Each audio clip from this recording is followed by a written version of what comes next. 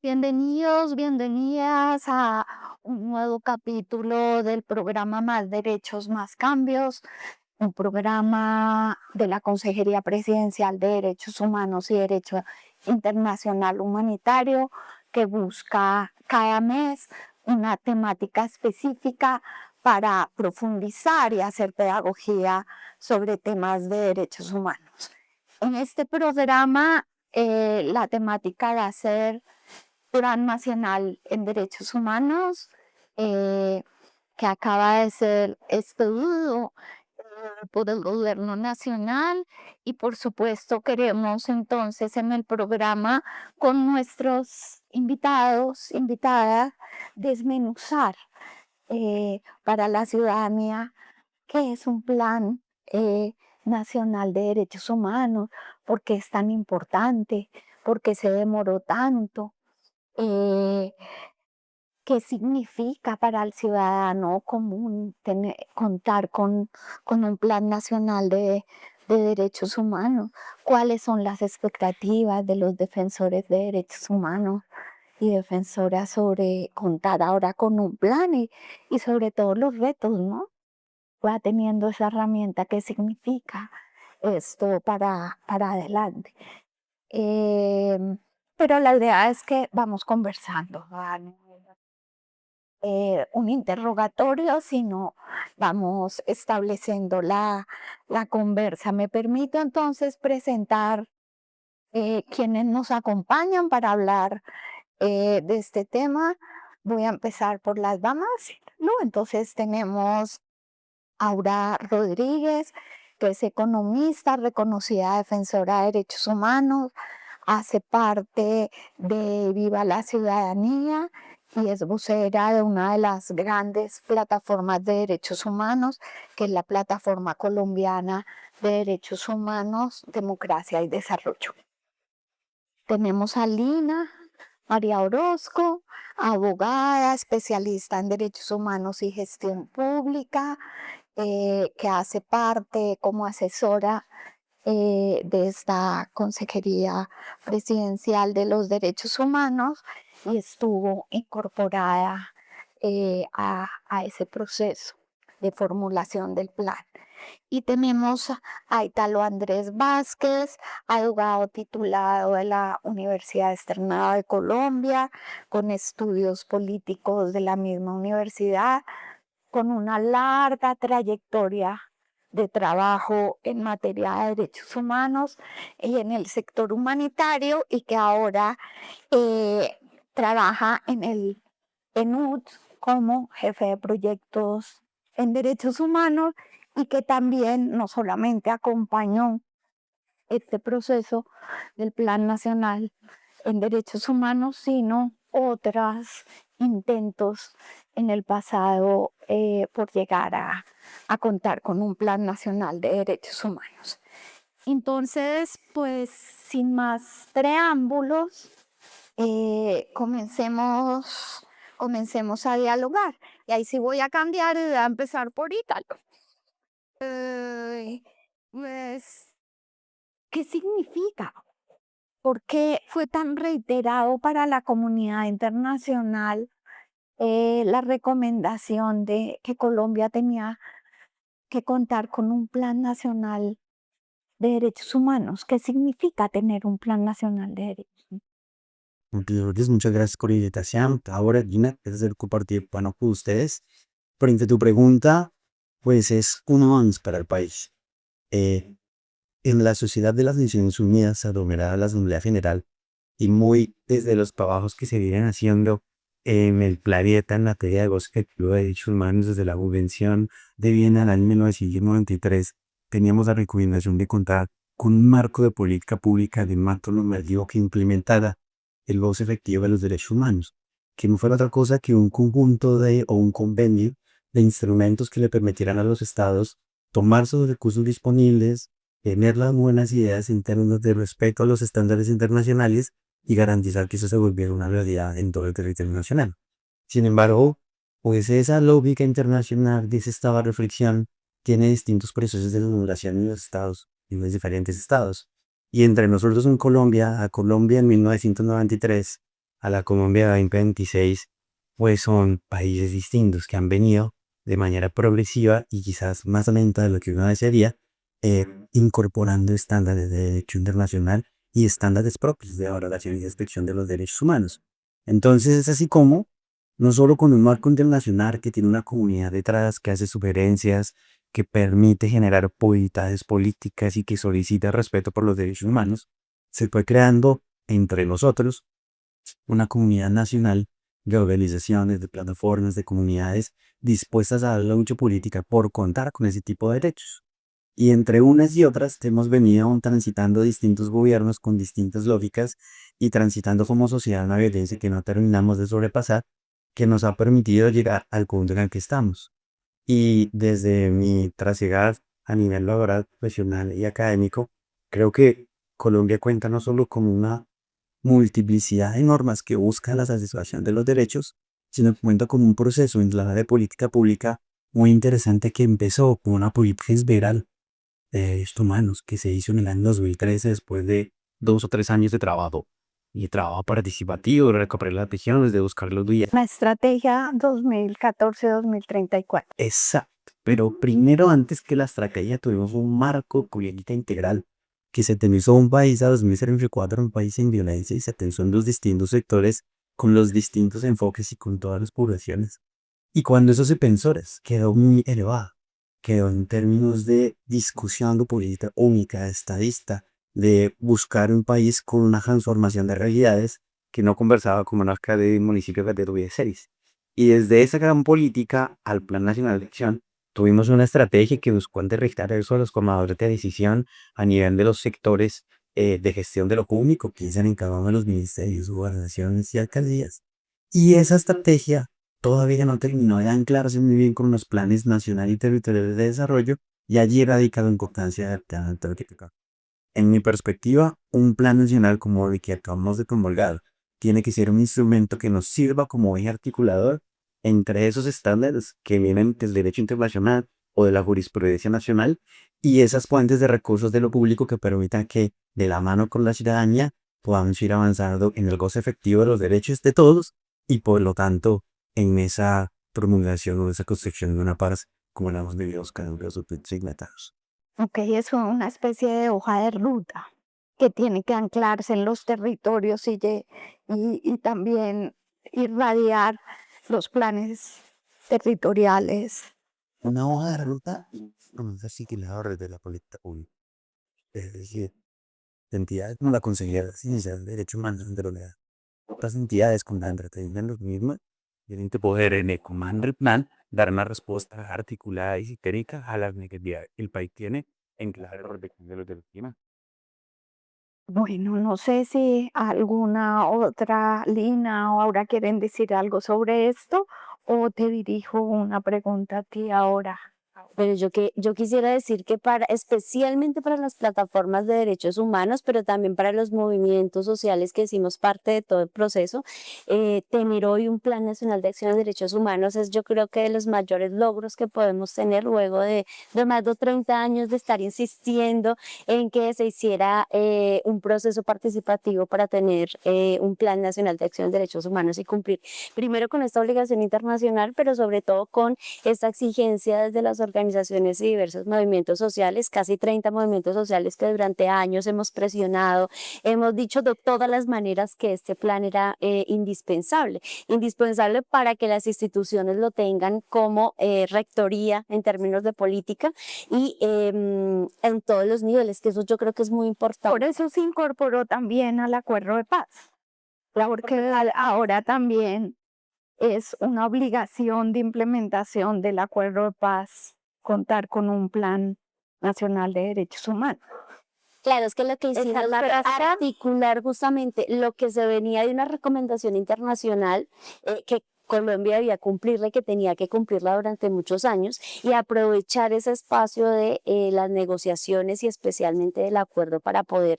incorporar y hacer más fuerte esta recomendación que ya venía. Y digamos que hoy convergen esas dos posibilidades que se intentan juntar y que son la realidad de este Plan Nacional de Acción. ¿Qué cambió? Porque antes, sí, Italo ya dijo que hubo precedentes importantes. ¿Qué cambió y por qué los intentos precedentes no llegaron a feliz término? ¿Qué diferencia hubo ahí en términos de proceso para que eso fuera posible? Bueno, especialmente desde la sociedad civil vimos unas condiciones, especialmente políticas, cercanas a este gobierno y un acuerdo político marco que nos permitían avanzar en el proceso. Lo primero que fuera un proceso participativo, eso muy importante para las organizaciones y los movimientos. Lo segundo que justamente el gobierno nacional en cabeza tuya en este caso reconociera algunos aspectos que para los movimientos eran muy importantes y era la existencia del conflicto armado interno, la responsabilidad de agentes estatales también en la vulneración de derechos humanos en este país, que para nosotros era muy importante, y por supuesto avanzar en las garantías para los liderazgos sociales y las personas defensoras de derechos humanos. Y encontramos que en este periodo teníamos una cercanía, teníamos unos acuerdos políticos que por el camino se fueron ajustando, pero que fueron respetados y que para nosotros nos daba como la seguridad de poder avanzar en lo que decíamos. Y afortunadamente tuvimos las posibilidades para que desde los distintos movimientos, desde las plataformas de derechos humanos también, junto con el acompañamiento de la comunidad internacional, pudiéramos avanzar en esos acuerdos. Y creemos que hoy pues es el resultado de lo que tenemos. Seguramente para el 100% de los movimientos todavía, por supuesto, hay Claro, cosas por claro. ajustar, hay cosas por avanzar. Pero el conjunto de lo que hoy es el decreto y de lo que esperamos sea su efectiva implementación responde a las expectativas de lo que teníamos inicialmente, de lo que también se recogió en el proceso territorial que se hizo y también a las distintas aportes que dieron los movimientos sociales en todo el país. Y eso nos pareció que fue importante. Por eso, por lo menos desde las organizaciones de derechos humanos y desde los movimientos sociales, dijimos sí, hay que hacerlo y creo que hemos sido tercos e insistentes hasta que logramos contar justamente con una coordinación importante con el gobierno y por supuesto con la asesoría técnica de la comunidad internacional. Digamos, antes de entrar a los contenidos, Lina, cómo se vivió ese proceso desde el gobierno? ¿Qué implicó para el gobierno, para la consejería, tratando de buscar esa articulación? Eh, ¿Cómo se vivió desde dentro, desde el gobierno? Ok. ¿Qué implicó? Digamos que cómo lo vivimos como equipo y desde el gobierno, en línea un poco a lo que manifestaba Aura, y es que el gobierno tenía claro que había que cumplir, pero había que cumplir de una manera que fuera acompañada y participativa, como lo decías. Entonces, digamos que eso rigió todo el proceso. ¿Y cómo se vivió? Tuvimos diferentes etapas, pero creo que lo que marcó la línea de trabajo no solamente del equipo de la consejería que tuvo a cargo el proceso, sino el contexto del momento político que se estaba viviendo y la orientación incluso del mismo señor presidente, y era que debíamos sentarnos a dialogar y llegar a consensos. Y creo que eso se encontró en el camino, independientemente de las dificultades que se tuvieron en la construcción o las diferencias más allá de dificultades, se encontraron consensos y pudimos asumir. Y digamos que directamente como equipo, el ejercicio como equipo de gobierno para nosotros fue muy retador. Para el equipo fue muy retador encontrar no solo las personas que tuvieran esa capacidad de diálogo con las organizaciones, sino también la capacidad de construcción, de hacer esa lectura territorial en esos macroencuentros regionales y que digamos, cada uno de los documentos evidenciaran las necesidades, los llamados, pero también diera cumplimiento a lo que requiere la norma, ¿no? De manera específica, y es encontrar ese consenso en cómo se nos dice que debemos hacer o debemos construir, pero sin dejar de lado lo valioso y lo importante. Y creo que el equipo se enfocó, a pesar de las tantas tareas que se tienen, y que no era solamente responder a plan, era responder a diferentes espacios, a diferentes temas, se logró. Yo creo que eso se evidencia, y pues lo que dice Aura es una muestra de ello, y es encontrar ustedes reflejado en cada uno de los documentos, no solo en el decreto, en el documento plan, en cada uno de sus anexos, que está lo que se manifestó y que definitivamente se ven reflejados, cosa que en algunos casos anteriores, como lo manifestaba Ítalo, pues eso no se evidenciaba porque era una construcción muy de gobierno, muy de la institucionalidad, sin esa perspectiva tan visible de la sociedad civil. Tú que acompañaste este proceso, pero otros, ¿qué agregarías a lo que fue ese proceso? Yo creo que el Plan Nacional de Acción hoy es una actividad porque hay una confluencia de voluntades, con una claridad metodológica y con un ejercicio de concreción muy dialéctico. Esas tres variables en los ejercicios anteriores no siempre estuvieran o no estuvieron alineadas. Y eso no permitía que hubiera ni apoyo político, ni respaldo técnico, ni la concreción en una norma que pudiera pasar los filtros en el del Estado colombiano. En esta ocasión se lograron todas esas variables y por eso creo que tenemos, como decía ahora, hoy una nacional de acción del cual sentirnos orgullosos, pero por supuesto es un instrumento que es requerido o que quiere un pilotaje, requiere su implementación y por el camino está haciéndolo perfectible, susceptible de ajustes y susceptible de ir sin realidades en cada uno de los actividades del país. Pues no es lo mismo,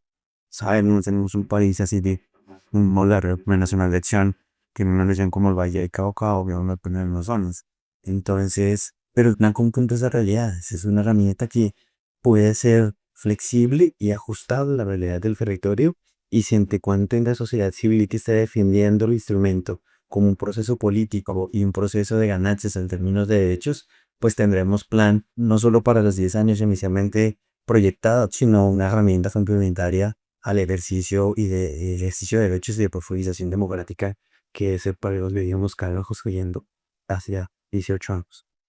Sí, yo creo que una cosa, perdón, importante que quería mencionar es justamente este marco de 10 años. Digamos, no es fácil pensar de todas formas dentro de todo el ecosistema que es ya la sociedad civil, más la institucionalidad,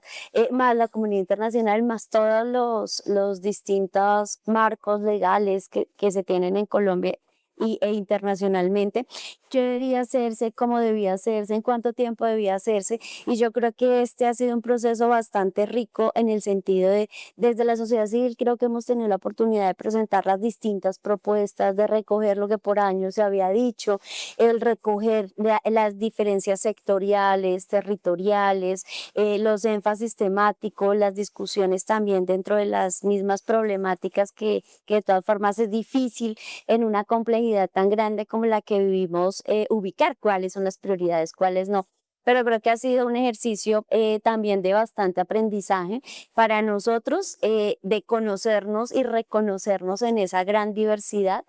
Yo creo que también para nosotros ese relacionamiento con la institucionalidad en distintos niveles, las lógicas distintas de entender los problemas, de revisar las soluciones, incluso de poder debatir metodológicamente qué podíamos hacer y qué no. Y yo creo que hace parte como de esas experiencias exitosas que podemos decir, Ay, bueno, quiero ir. aquí vamos y vale la pena el ejercicio hasta hoy. Ahí quiero ir, porque realmente se hizo o hicimos un ejercicio prospectivo de pensar a 10 años. El plan incorpora 200 acciones, pero sobre 6 ejes, digamos, 6 componentes del plan: superación de la pobreza, iniquidad y discriminación, tierra y territorio, crisis climática, ambiental, respeto a la vida, las libertades y participación democrática, culturas y tecnologías para la vida del goce efectivo de derechos, construcción de paz, resolución de conflictos, sociales y armados y reconciliación, fortalecimiento de la justicia, la lucha contra la impunidad, la corrupción. Dice, la realidad de Colombia es compleja, se dijo, es muy asimétrica. ¿Cómo llegar a que estos son los contenidos en esa perspectiva a 10 años? Porque podría uno decir, esa complejidad de la realidad colombiana abarca tantos y tantos temas. Eh, eh, o sea, ¿cómo definir que en una mirada estratégica para los defensores, para la comunidad internacional, para el gobierno, acá íbamos a poder dar esas respuestas a esas expectativas que nunca será cumplir todas las expectativas como tú lo dijiste, porque siempre habrán cosas que se quedan entre el tintero u otras que habrá que cambiar sobre el camino, pero, pero es que es muy interesante estos 6 componentes, si uno mira desde una lógica, eso, que son 10 años el horizonte para esto. Sí, yo creo Quiero que me cuenten un poquito sobre esos contenidos. Yo creo que fue una tensión el saber cuáles sí, cuáles no. Yo creo que no fue tan juicioso. Yo he escuchado y he aprendido también dentro del proceso, debimos ver los lineamientos y seguramente otras cosas anteriores. Pero lo que intentamos hacer fue buscar que en pocos ejes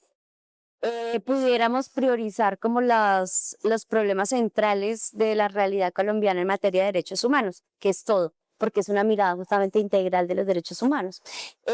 Y en ese sentido tuvimos varios ejercicios de revisión de lo que se había hecho antes, del ejercicio que cada plataforma tenía, que cada movimiento social tenía, y lo que logramos fue una agrupación de 6 componentes que fundamentalmente son, por una parte, todos los temas de pobreza y de desigualdad y discriminación, que yo sigo sosteniendo que es el problema central de Colombia. Ok. Podemos ver otras cosas, pero que es seguramente el que da origen a muchas, y ahí lograr articular una serie de exigencias y actividades que veíamos centrales. Uno segundo que tenía que ver justamente con toda la tierra, el territorio, y reconocer que seguimos teniendo una concentración en la propiedad de la tierra que desafortunadamente nos pone en el primer lugar en el mundo, junto con una crisis climática. Entonces, por una parte la pobreza, por otra parte todos los temas de tierra y crisis Ahí ya climática. entran desafíos emergentes, ¿no? Como crisis climática, Claro, porque son también realidades, desafíos emergentes también. un tercer eje que giraba justamente frente a las preocupaciones de derechos civiles nuestros, la participación, protesta, cómo avanzamos justamente en los temas de democracia general, pero que no eran temas cualquiera. Un cuarto bloque que giró en torno a discutir sobre derechos culturales, sobre cuál era el papel de la tecnología hoy, cómo están cambiando estas dinámicas, todos estos cambios tecnológicos que además han sido rápidos, que van a afectar y que están afectando las realidades colombianas ahora, pero que también en el futuro van a ser un elemento importante. Y ahí ya íbamos 4 y todavía no habíamos terminado con todo lo que teníamos que decir. Entonces le dimos vueltas, llegamos entonces al tema, por supuesto, de superación del conflicto y de violencias, muchas discusiones ahí, si era un conflicto, varios, violencias, hasta dónde, cómo, pero con una claridad de que teníamos que enfocarnos también ahí como algo estratégico para el país, que era parte de los puntos de partida del plan. Y por último, otro paquete de problemas de los que partimos, que era el reconocimiento de la impunidad, los altos niveles de corrupción, entre otros, y que de acuerdo al proceso participativo por el camino, fuimos constatando, por lo menos en los encuentros territoriales, en las discusiones también sectoriales y de los distintos movimientos, pues que sí, que por ahí eran los temas. Así que terminamos con 6 grandes ejes que intentan recoger en gran medida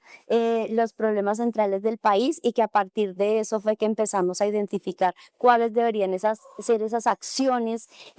clave, porque en cambio de otras políticas, el plan es eso, como su nombre dice, un plan debe tener acciones, debe tener indicadores que nos muestren qué es lo que tiene que ir haciendo el país a lo largo de estos 10 años. Yo agregaría una reflexión inicial de lo que planteaba. Cuando estábamos construyendo la política integral del país, esa la articulamos desde la violencia a la sociedad de los derechos. Y el plan es la concreción de esa idea que se gestó en ese intento de política jurídica. En aquel entonces, en el 2013, se pensó en la Colombia 2024 sin conflictos, sin violencias, con brechas de pobreza cerradas, etcétera, etcétera, etcétera.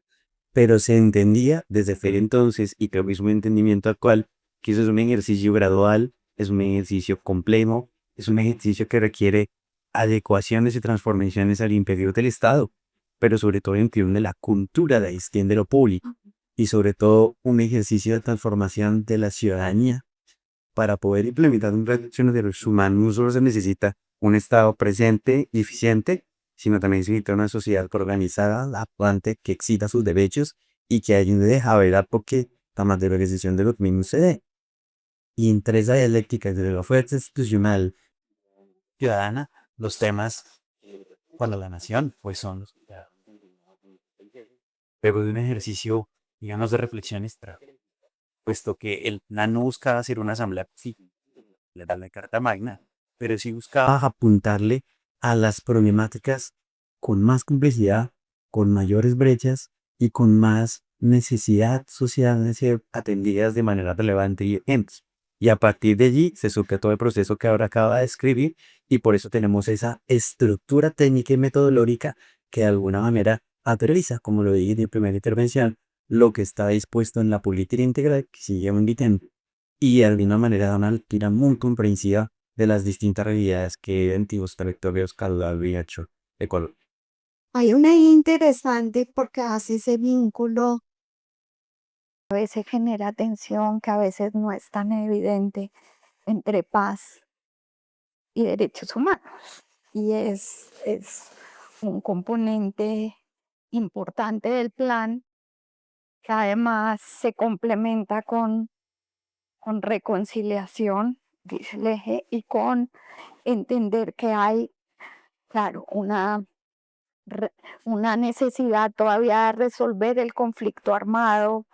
en sus nuevas reconfiguraciones y demás, pero también la respuesta a conflictividades sociales de diversa índole. Entonces, esto de ese vínculo de paz y derechos humanos a veces no resulta tan evidente y a veces causa tensiones. Cómo Lina se asumió desde el gobierno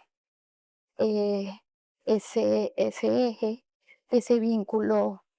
que se hace como un componente estratégico del plan y por supuesto me gustaría sobre este punto eh, escuchar a las otras personas que participan, porque estas discusiones, recuerdo, tampoco han sido fáciles en la sociedad civil, en esa relación paz y derechos humanos. Bueno, yo creo que, digamos que en el ejercicio realizado y como lo asumimos desde gobierno, también fue algo bastante retador, sobre todo en la dinámica de llevar a confluir derechos humanos con paz y saber que, por supuesto, como lo hemos manifestado, como lo dice el mismo plan, y es que los derechos humanos en sí deberían ser la línea de toda política pública, ¿sí? O toda construcción de política pública, igual que el enfoque en derechos humanos. Y en últimas, pues lo que podemos llamar conflictividades, guerra y demás, surge por la carencia o la falta de atención de determinadas problemáticas que en última se vemos evidencian en los derechos humanos, que son un todo. Entonces, Digamos que fue un momento, por supuesto, de conflictividad para el equipo, de poder encontrar como esa claridad en lo que el gobierno marcaba como la paz total y poner también de lado en el plan un componente específico de construcción de paz, de que tuviera un marco de reconciliación y demás, y que esto de una u otra manera terminara confluyendo. Y también fue difícil la perspectiva que tienen los territorios de cómo se construye paz, y enmarcarlo en las acciones que de manera específica nos podían o querían que se vieran allí evidenciadas. ¿De cómo lo hago yo? Sí, porque es una gran pregunta. Esas discusiones entre los promulgadores de la paz o los constructores de paz versus los defensores de los derechos humanos han sido discusiones muy complejas, son complejas y seguirán siendo complejas. Porque no en pocas ocasiones aquellos que abogan por la paz castigan o priorizan construir la paz y los derechos de violencia a la satisfacción de los derechos humanos, y en otra parte, los que exigimos derechos humanos, pedimos que se cumplan y se respeten los derechos humanos, particularmente aquellos de las víctimas producto de esas violencias, y la paz no puede ser un único argumento para poder limitar o satisfacer estos derechos, y en esa dialéctica, que me permito decir que siempre las derechas. No obstante, es el ejercicio de la de derechos humanos y producto de lo que ha ocurrido en el contexto normativo y jurisprudencial de Colombia, la paz se entiende como un derecho humano síntesis en sí misma. Y a partir de allí, aunque no han sido desprovistas de tensiones, se logró hacer un ejercicio de discusión académica, pero también política, en términos de hasta dónde queríamos llegar, hasta dónde como país, sobre el texto de conseguir la paz y la reconciliación, era preciso preservar o no unos derechos o limitar algunos otros, y cómo sobre la base de la limitación de algunos derechos en un acuerdo nacional, culminamos con la firma de un acuerdo final de paz como que se terminó en el 2016 con la guerrilla de las FARC-EP. Y allí esos debates siguen estando en boga a propósito del trabajo que hace la Jurisdicción Especial para la Paz, a propósito del trabajo que hace la Comisión de Búsqueda de Personas Dadas por Desaparecidas, y a propósito de lo que hacen las comunidades que se dedican a construir paz por fuera de escenarios de posesión, por fuera de acuerdos institucionales, por fuera de diálogos hablados con el gobierno, que la realidad de la violencia en el país, la realidad de esa nueva red de configuración, tiene muchos matices, y en realidad lo que si en esto vive y lo padece son las personas que están en los territorios lidiando con esa cotidianidad enmarcada en vulneraciones de los derechos humanos. Ahora bien, la sociedad civil que está detrás de este Plan Nacional de Acción, lo que dijo durante todo el proceso, y lo dijo con sus distintos matices regionales, poblacionales, con diferencias en los enfoques políticos y con diferencias en las apuestas, todas sí por una paz, pero no de cualquier manera, es que a través del Plan Nacional de Acción podía el Estado primero tener una herramienta adicional que le permitiera al Estado en su representación local, apoyado desde esa lectura sistémica a nivel nacional en el Sistema Nacional de Derechos Humanos, y sobre todo respaldando la labor de liderazgo social, la defensa de los derechos humanos y por lo tanto la construcción de paz, era posible que a través de ese acuerdo era posible ir cerrando esas brechas entre un Estado ausente, repleto de violencia, que era la Colombia de los años 50 y 60, hacia un Estado más presente y efectivo, respetando los derechos de todos y todas, particularmente llevando al centro la discusión a las víctimas, pero también llevando al centro la discusión cómo, para construir paz, no solamente es necesario firmar un acuerdo, sino dotar a las regiones de infraestructuras, servicios públicos, necesidades insatisfechas que fueran cubiertas, procesos de participación política y democrática más amplios, y como me lo dice el plan, procesos de transparencia judicial e investigación y demás, que terminaron al máximo la corrupción que hicieron los males endémicos del Estado jurídico. Entonces, si hago una interpretación en complemento a lo que estaba narrando Lina, como desde el Ejecutivo, desde la Consejería Presidencial para los Derechos Humanos, pero ya hay con las otras instituciones con competencia en materia de derechos humanos, se logra establecer un diálogo con los territorios de manera distinta, buscando una cosa que para mí es lo más importante que tiene el plan, y es tratar de superar el enfoque sectorial que estuviera público. Nosotros llevamos una vida republicana como sociedad, en donde el sector de educación y sus recursos solo atiende educación, seguridad solo atiende seguridad, infraestructura solo atiende infraestructura, y el plan lo que busca es articular. El enfoque basado en derechos humanos tiene como mayor virtud lograr una respuesta integral, integradora de la gestión del público, no importa por ser fuente del recurso, la respuesta hacia la realidad tiene que ser integral, porque las problemáticas, esas siendo bien integrales, bien integradoras y bien complejas. Entonces, el plan es una herramienta que le permite al Estado colombiano avanzar hacia la superación de esos enfoques y lograr dar respuestas en menor tiempo y con más integralidad y por lo tanto protección de derechos. Yo diría dos cosas tan en complementar. Quienes trabajan más con enfoques de derechos económicos, ambientales, y que también mi trabajo no hay tanto divorcio entre la paz y los derechos. A este derecho o vas a llegar a la paz. Y creo que parte del aprendizaje, aunque se cambie, las realidades siempre te van a que entender el balance. Yo creo que parte de los retos en su implementación tener las realidades. Me intento yo en vez de parte de los aprendizajes. En la vea quieran decir a mí. Em, Creo que se pueden y por eso el reto ahora de la implementación, pues me parece que va a ser también muy exigente, tanto para la institucionalidad como para la sociedad civil. Em, y bueno, tendremos que ver cómo después de 10 años logramos cambios importantes en este país, que finalmente es parte, o mejor, el centro de este plan. Es como dentro de 10 años la realidad de colombianos y colombianas ha logrado transformarse, ha logrado avanzar en derechos, ha logrado avanzar en construcción de paz. Bueno, y entonces lo que decimos y nos proponemos en el plan. Y es que creo que, o sea, la misma formulación del componente construcción de paz y resolución va mucho más allá de que es un acuerdo de paz X o Y, aunque este sea una herramienta y pone una dimensión también de un ejercicio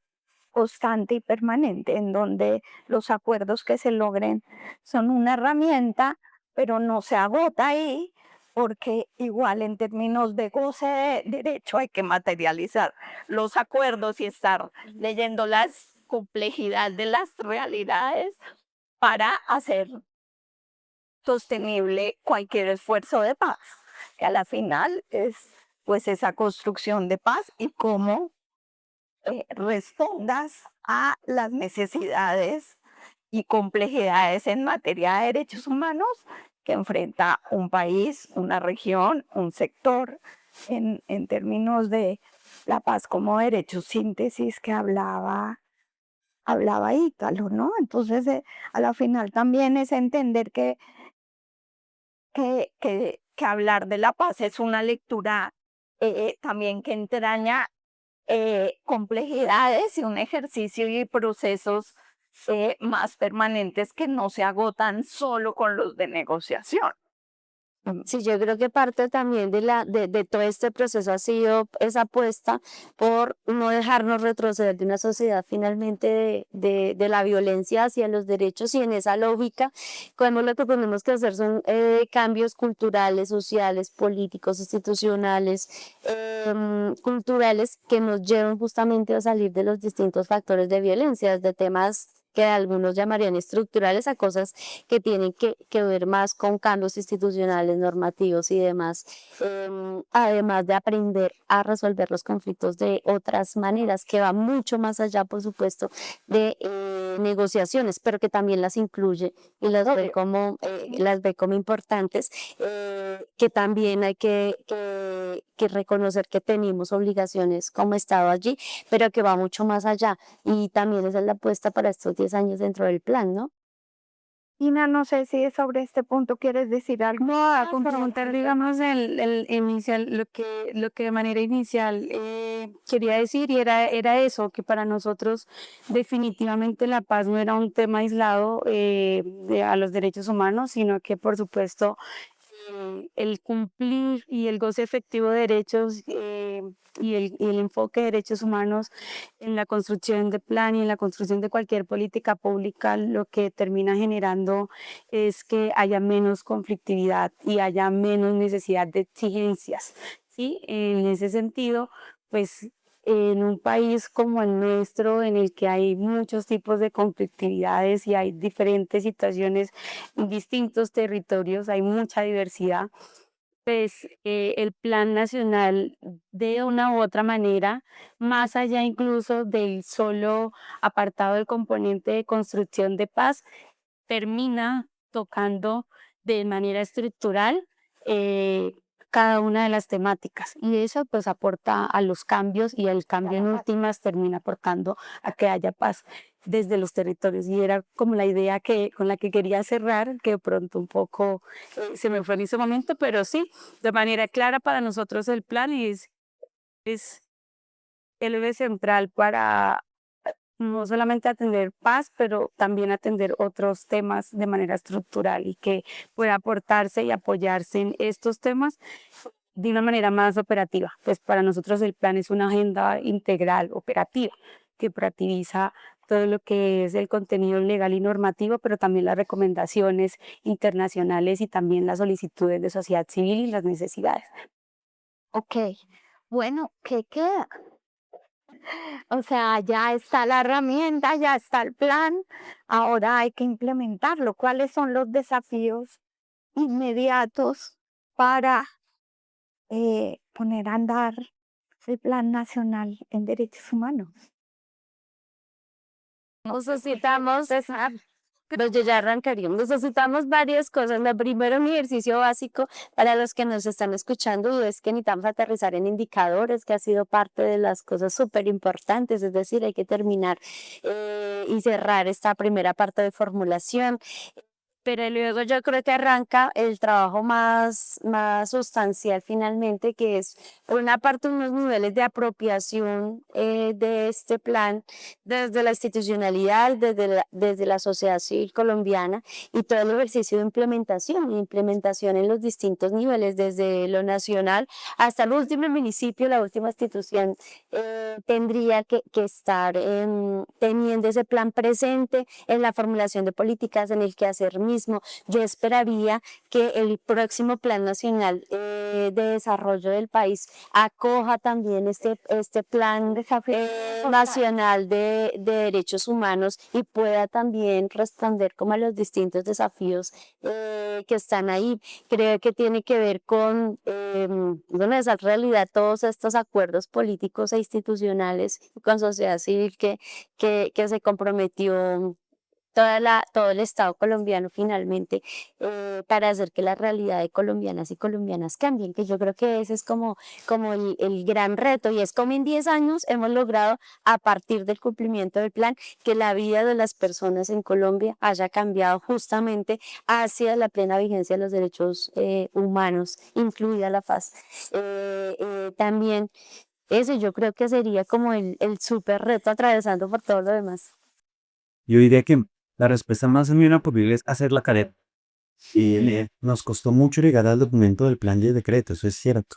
pero hay que implementar. Total, y la implementación implica la transformación de esa realidad en términos de derechos, sí, pero también en términos de adecuación de la cultura y la arquitectura institucional, en términos de adecuación de la cultura y la arquitectura de la sociedad que detrás de un plan participa, actúa y asume la democracia en una manera distinta, más activa, más consciente, más presente. Y a partir de ese ejercicio, tener una hoja de ruta que ya está. Hay un decreto, hay un nuevo método técnico, hay una serie de métodos, hay un proceso de discusión que se consiga un proceso político en el sentido breve del concepto, que está esperando que en esa política pública que participó se le devuelva en acciones concretas, en presupuestos, en planos concretos, en herramientas de política pública concretas. Aquí, por supuesto, plan nacional y planes territoriales de desarrollo se convierte en un eje central pero también, por supuesto, ese Sistema Nacional de Derechos Humanos, que a hoy sigue siendo muy institucional, muy central, muy formal, se vuelque hacia las regiones y hacia la gente en una lógica un tanto distinta, para que a partir de plan se pueda dar respuesta a los indicadores de las metas que se han venido conversando y construyendo y que se espera puedan medir de manera objetiva esas transformaciones. Ahora bien, en 10 años nos cambia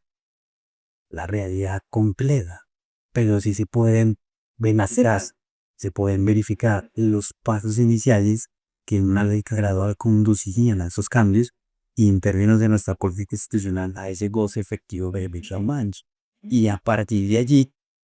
esa foto que se toma hoy, como con una línea de arranque, tendrá nuevamente fotos periódicas, pero en 10 años habrá que tomar una foto para ver exactamente cómo estábamos en el 2026, cómo llegamos al 2036 en términos de derechos humanos y de ahí en más, ¿qué más nos sigue? Finalmente los derechos humanos no son estáticos, las sociedades son estáticas, los estados, las políticas públicas son estáticos y lo que tenemos son unos procesos de transformaciones permanentes que esperamos siempre sean en favor de los derechos humanos y no en una lógica retrógrada o negativa para la materialización de los vivos para todos y todas. Desde diría, Lina, Sí, desde la perspectiva del equipo que ha estado allí como parte de este gobierno, digamos que para nosotros, pues de la implementación, por supuesto, lo que manifestaba Aura, la construcción de los indicadores es totalmente una prioridad y como lo manifiesta el decreto, estamos en línea a poder cumplir esos tiempos y hemos venido trabajando con apoyo eh, con la comunidad internacional, pero también las entidades. Hemos visto que todas las entidades han entendido, hemos logrado que se permee que es una necesidad institucional también contar no solo con el plan, sino continuar con el proceso. Y nosotros decimos, lo logramos, y aquí iniciamos. Entonces, estamos en esa etapa mm, y es lo que sigue de manera inmediata, pero también, digamos, de las cosas que para nosotros es prioritario que siga, es la construcción del capítulo ético. Que por supuesto, digamos, en el marco del decreto quedó muy claro también, al igual que indicadores, y es que son 6 meses y es supremamente importante para el gobierno, para la consejería, para la comunidad internacional, pero también para la sociedad civil que ha generado también ese llamado de que el plan tiene que llegar a todos. Y para nosotros es una prioridad y también pues quería dejarlo como enmarcado adicional a lo que habían manifestado. eh, ninguno mencionó, pero creo que es un elemento muy importante, que es el mecanismo de seguimiento, en El marco de que, indicadores. en que hay también un componente de diálogo. Eh, o sea, esto no se acabó el diálogo con las organizaciones, el diálogo sigue. Entonces quisiera que me contaran o que contaran a que nos escuchan, no a mí, porque algo sobre estas formas de seguimiento al plan, que son muy importantes también dentro de medir el pulso a que sí se hace bien la tarea. Y digamos que yo podría decir de manera inicial, quedó muy claro que el mecanismo de seguimiento tiene dos componentes, el político y el técnico, y pues el técnico es una herramienta, un instrumento que nos va a permitir como tener la información, acceder a ella y poder revisar qué avances tenemos y demás, pero también está el político y son estos espacios como el Comité Técnico Operativo, la importancia y relevancia que van a tener los consejos de paz o los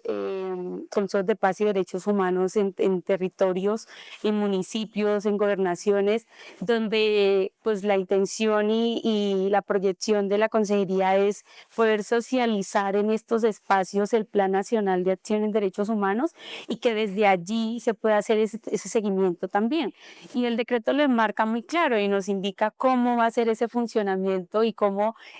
estos espacios territoriales pueden subir la información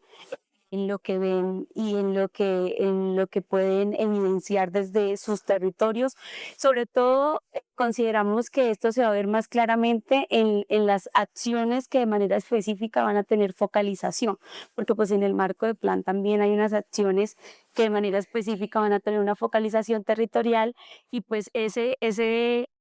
ego político de diálogo con estas instancias territoriales nos va a poder permitir evidenciar de manera más clara los avances y las acciones y sus cumplimientos. Yo creo que el Plan Nacional de Misión de Derechos Humanos tiene una apuesta estratégica de fondo y es lograr una transformación cultural, un entendimiento de los derechos humanos. Y esta transformación cultural pasa por todo lo que hemos venido conversando y en la ocasión de hoy. Pero, como toda política pública, centra la medición de su desarrollo en el mecanismo de seguimiento. Entonces, la dimensión política y la dimensión técnica, para efectos de lograr esta transformación cultural conjugadas, son una buena fórmula que permite que en los territorios se entiendan los derechos humanos de una manera distinta a la tradicional. Me explico, usualmente la gente, la comunidad, la mafia, se acerca a los derechos humanos desde lo que los medios de comunicación han mencionado, desde la violación de los mismos, desde la exigibilidad en los procesos, desde la oposición en términos jurídicos y políticos, desde la perspectiva negativa, le dan de los derechos humanos, vienen a los derechos del conflicto, la denuncia de la violencia. Cuando estamos construyendo derechos humanos en una herramienta política pública como lo es el plan, estamos pensando es cómo los derechos le transforman la vida a la ciudadanía, la totalidad de la población, incluyendo todos los sectores, todos los enfoques y todos los territorios en una social pluricultural y pluriétnica como la nuestra. Pero para que eso se pueda medir, y obviamente para que el Estado pueda significar, pueda adjudicar recursos, ver cumplimiento en metas y poder rendir cuentas de eso que es una política pública adoptada vía decreto, pues se requiere un mecanismo que le permita no solo las instituciones adecuados, detrás de que eso cambie, eh,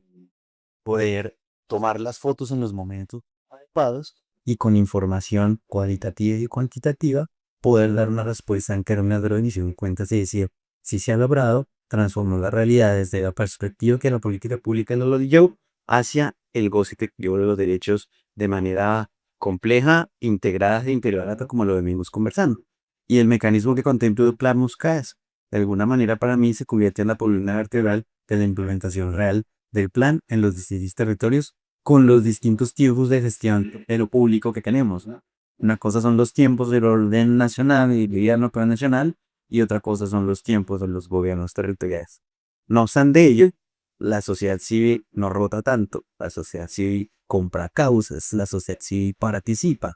y el plan es una invitación a que tengamos de eso, pero mucho más y mejor democracia para que a la luz de los derechos humanos podamos ir verificando la implementación de esta herramienta política pública y por lo tanto la transformación de la ciudadanía. Sí, yo creo que va a suceder algo particular, no solamente escuchándolo, sino estando también leyendo el decreto ya en esta etapita de socialización inicial. Es, además de los mecanismos formales, yo creo que como sociedad civil vamos a desarrollar otro tipo de mecanismos que no van a ser formales, pero que va a ser parte justamente de la apropiación del plan y del seguimiento permanente justamente de cómo se cumplen o no las políticas públicas, pero especialmente una política de este nivel, ¿no? Y lo estoy pensando es porque como sociedad civil, yo creo que una de las grandes fortalezas de la sociedad civil colombiana es la terquedad, la insistencia, la persistencia, pero también el ir buscando caminos y yo creo que también van a ser partes reales como este plan se vuelve vigente en los planes de desarrollo nacionales y territoriales, pero va más allá de la implementación del mecanismo mismo. Y yo creo que esperaría, yo soñaría en que llegamos a un nivel de apropiación del plan que se logre ser agenda para la formulación de los planes, que logre ser parte de esos procesos de participación y de interlocución también con las autoridades en los distintos niveles y que en estos 10 años insistamos como en poder avanzar justamente en el plan, acogiendo justamente que es esa ruta hacia adelante que hemos acordado y la que y la que hemos creado. Yo ahí sí voy a usar una palabra muy nuestra, es que la hemos parido como sociedad, así después de todos estos años y que me parece largo. Sí, sí. Y dura era así, fuerte, con proceso intenso, de más de 9 meses, claramente. Pero creo que justamente es cuidar esto que fue fruto de todo este trabajo y de todos estos años, no solamente de este gobierno, sino de todas las insistencias anteriores, y lograr decir, este es nuestro plan, no en el papel, sino en la realidad de lo que puedan hacer esas agendas ciudadanas, de lo público que logre avanzar justamente hacia los derechos humanos y la paz en el país. Ojalá lo logremos, por lo menos hoy yo de la emoción, justamente creo que valdría la pena también pensarlo en ese sentido hacia adelante. Bueno, muchas gracias. Pues yo cómo quiero cerrar este programa, decir, lo que queremos es motivar a todos los que nos escuchan, a todos los que están viendo el programa, a apropiarse del plan, a conocer el plan. El plan es de ustedes. Agradecerle, por supuesto, a las plataformas, al PNUD, a ONU de Derechos Humanos, a todas las organizaciones sociales que lo hicieron posible. Ahora necesitamos que esto crezca y se multiplique. Este programa forma parte de ese esfuerzo, de decirle a todos y a todas, el plan es de ustedes y de ustedes también depende esa exigibilidad para esa implementación. Desde la consejería